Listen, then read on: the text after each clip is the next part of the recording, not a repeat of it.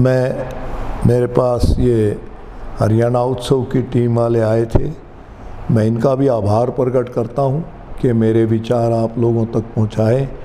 और अंत में भी आप सबसे सविनय निवेदन है कि ये संस्थाएं मंदिर हैं, यहाँ का पैसा, यहाँ की किसी प्रकार का भी संस्था को नुकसान पहुँचाना, हम पाप के भागीदार होंगे, उससे बचें और संस्था में सेवा भाव से काम करें। और ये गुटबंदी चुनाव तक ख़त्म हो जाए, चुनाव के बाद सब मिलके काम करें। और जो भाई 105 के 105 जो बन के आएंगे, जो भी बने सबको बुलाएं, चाहे वो ग्रुप अलग है चाहे वो गुट अलग है, उसको वो गुटबंदी चुनाव के बाद ख़त्म होनी चाहिए। फिर सारे समाज को जोड़ें और सभी ग्रुपों को बुलाएं, सबका मान सम्मान करें, संस्था में हर फंक्शन में उनको बुलाएं। इससे संस्था की ताकत बढ़ती है, संस्था के अंदर काम बढ़ता है। और तुम अपने अपने गुट के अंदर लग के लोग अपना स्वार्थ साधेंगे तो संस्था का तो नुकसान होगा, उनका भी सर्वनाश हो जाएगा। इसलिए हमारा फिर एक बार निवेदन है कि भाई बहुत छोटा सा हमारा वैश्य अग्रवालों का समाज है, वैश्य अग्रवाल समाज को इकट्ठा रखें और संस्था में 4 चांद लगाएं, ना कि उसको मिट्टी में मिलाएं। धन्यवाद। नमस्कार, आप देख रहे हैं हरियाणा उत्सव और मैं हूं आपके साथ अनिल खत्री। लगातार वैश्य शिक्षण संस्थान के चुनाव की गतिविधियां हमने आपको दिखाई हैं और अब सिर्फ 2 दिन ही बाकी हैं। परसों जो है ये 88 वार्डों के लिए जो चुनाव होना है वहां पर वोट डलेंगे और 88 सदस्य जो है वो चुने जाएंगे। 17 सदस्य जो है वो निर्विरोध चुने जा चुके हैं। तो वैश्य शिक्षण संस्थान में पहले प्रेसिडेंट भी रह चुके और अनेक जो है पदों पर रहकर वहाँ जो है कार्य कर चुके। हमारे साथ जो है जगमोहन मित्तल जी मौजूद हैं। सर बहुत बहुत स्वागत है। हाँ अनिल जी, ऐसे हैं ये शिक्षण संस्थाएं हमारे बुज़ुर्गों ने स्थापित की और सबसे बड़े गर्व की बात यह है इसका पत्थर महात्मा गांधी जी के हाथों से रखा गया 16 फरवरी 1921 को। जब फ्रीडम मूवमेंट में गांधी जी रोहतक भिवानी के दौरे पर आए तो यहाँ जो हमारे फ्रीडम फाइटर्स थे उन्होंने रिक्वेस्ट करके महात्मा जी से पत्थर रखवाया। हालांकि वो किसी भी जगह का शिलान्यास नहीं करते थे, वो उसके विरुद्ध थे, लेकिन उनके आग्रह पे वैश्य हाई स्कूल का उन्होंने शिलान्यास किया। उनके कर कमलों से ये पवित्र मंदिर है और हमने इसी भाव से, मैं भी 1966 में जब लॉ करके दिल्ली यूनिवर्सिटी से आया तो पहले जॉइंट सेक्रेटरी बना सोसाइटी का, उसके बाद पॉलिटेक्निक बनाया, उसके 2 साल मैनेजर रहे हम और सभी पदों पर मैं रहा। और ये कई संस्थाओं बनाने पर हमारा जो भी मेरे से योगदान हो सकता किया और लगभग कई संस्थाओं में सबसे ज़्यादा योगदान मेरा रहा होगा। हालांकि सब टीम वर्क है। तो उस वक्त विचार ऐसा था लगभग सभी का कि भाई इसमें संस्थाओं में आके चाय भी नहीं पीनी। अगर चाय कभी प्रिंसिपल और वो ऑफ़र कर देते थे, हम उसी वक्त अगर चाय 100 रुपये की थी तो 500 रुपये दे देते थे, ताकि उससे इस तरफ मन का झुकाव ही ना हो। वहाँ कभी नाश्ते या डिनर लंच संस्था से नहीं करते थे। तो ऐसा मानना था, बुज़ुर्गों ने ये बातें स्थापित की थी। कार्यकारिणी की बैठक होती थी तो उसमें क्रमांक तौर पे कभी कोई उसका चाय पानी का खर्चा देता था, कभी कोई देता था नंबर से। तो ऐसी भावनाओं से सब लोग जुड़े हुए थे। उनमें सभी बड़े सीनियर एडवोकेट भी थे, यहाँ के माने हुए बालूराम गुप्ता एडवोकेट थे, बाबू मिट्ठन लाल गुप्ता एडवोकेट थे। उन्होंने सारे सब ने इस तरह की सारी नियम बनाए और उसके साथ ही अच्छे अच्छे लोग जुड़ते गए जो काम करते रहे। हर जगह पर पहले हर साल चुनाव होता था और वो भी लगभग आपसी सहमति से हो जाता था। 93 का एक हाउस होता था, उसमें 31 मेंबर 3 साल में रिटायर होते थे राज्यसभा की तरह, और फिर वो चुनाव एक पैनल बना देते थे, वो चुनाव कर देता था, वो चुनाव ट्रीट किया जाता था। तो ऐसी संस्था है। तो मैंने काफ़ी साल तक हर पद पे रहते हुए काम किया है। बहुत साल मैं जनरल सेक्रेटरी रहा हूँ, हर संस्था का प्रेसिडेंट रहा हूँ, चाहे सोसाइटी का, चाहे कार्यकारिणी का, और इंजीनियरिंग कॉलेज का श्रेय भी हमने इसकी मेहनत करके ज़मीन खाली कराई और चौई भजन लाल जी से ये इंजीनियरिंग कॉलेज की मंजूरी ली थी, और दूसरा तीसरा ही कॉलेज था जो प्राइवेट सेक्टर में आया था। तो उसके बाद हमने जब छोड़ा, इसलिए कि भाई कुछ स्वार्थी तत्व इसमें घुस गए। हमारे समाज के जो बड़े नेता हैं वो भी उनके साथ बह गए अपने इस स्वार्थ में कि भी हमारी चौधर रहे, नाम हमारा हो जाए, बने चाहे कोई। तो ये सोच गलत हो गई आपस में। जब से ये कॉलेजियम का सिस्टम आया, 105 मेंबर चुनने का, पहले डायरेक्ट चुनाव होने लग गया था, वो बहुत अच्छा था डेमोक्रेसी में, प्रजातंत्र में। लेकिन ये एक सरकार ने, उस वक्त की सरकार ने बना दिया, सोसाइटी एक्ट सारा अमेंड हो गया, और उसके आने के बाद सभी संस्थाएं खराब हुई हैं। और हमारी संस्था विशेषकर जो इतनी पवित्र संस्था थी, हम इसको विद्या मंदिर समझ के मत्था टेकते थे वहाँ जाके, तो उसका जो भाव सबके बदल गए, स्वार्थी लोग आ गए। लेकिन ये उनका अपना विचार है, अपना आउटलुक है भाई। लेकिन एक बात का मुझे पता है भाई, जो इन संस्थाओं में किसी तरह की भी प्रत्यक्ष रूप में अप्रत्यक्ष रूप में किसी तरह का लाभ उठाएगा, एक दिन उसको चुकाना पड़ेगा। और 100 साल पुरानी संस्था हो चुकी है, आज संस्था को कहाँ देखते हैं? देखिए, ये संस्था तो विश्वविद्यालय बनना था, आज संस्था लगभग गरत में चली गई है। हमारी कोई इंस्टीट्यूशन ऐसी नहीं है जो मेरिट के आधार पे जिसका नाम हो, जिसमें बहुत अच्छे एडमिशन आते हों और उत्कृष्ट विद्यार्थी, हायर परसेंटेज के विद्यार्थी आते हों। लेकिन समय का बदलाव है।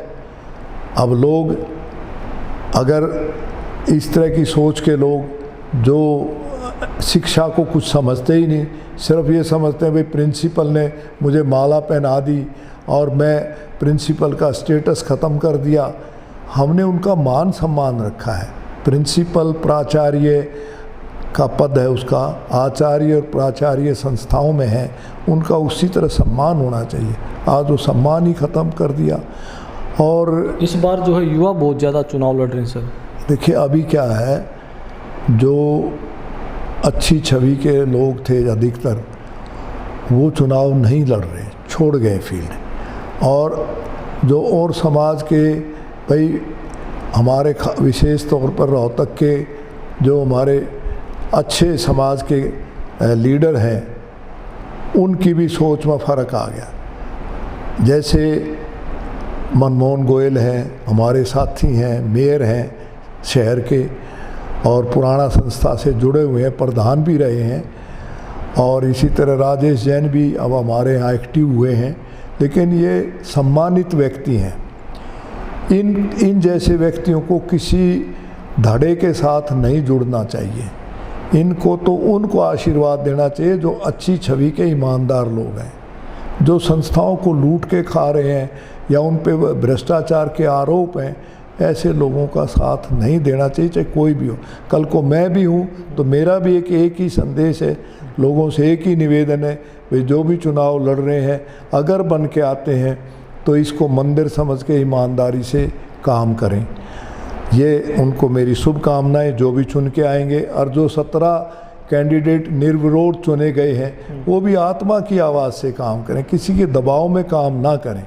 हमारे को सारा संसार, पूरा देश हमें प्रबुद्ध भी मानता है और बुद्धिमान भी मानता है।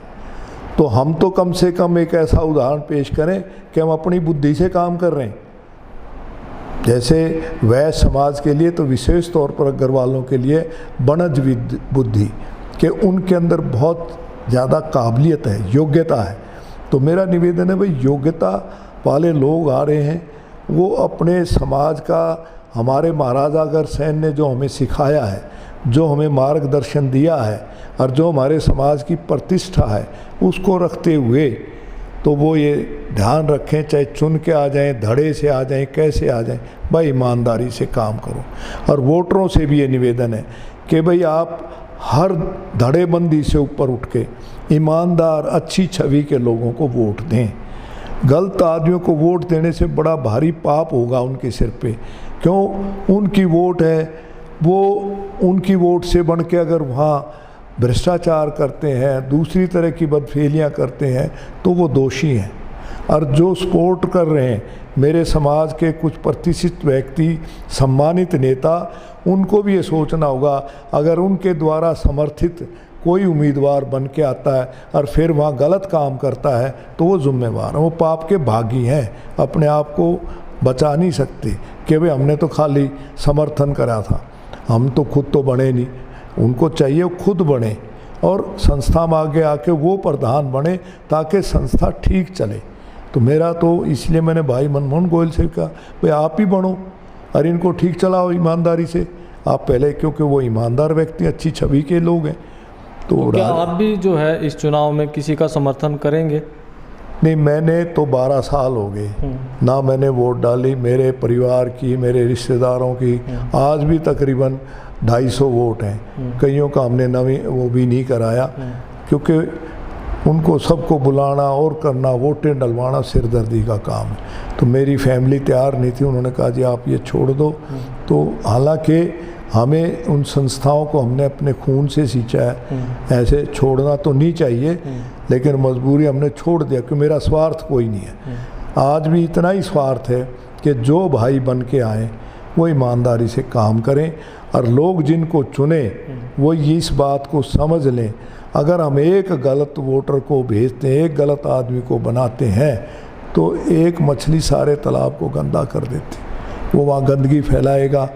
तो आप उसके रिश्तेदारियों का जो है बड़ा दबाव देखने को मिलता है इस चुनाव में।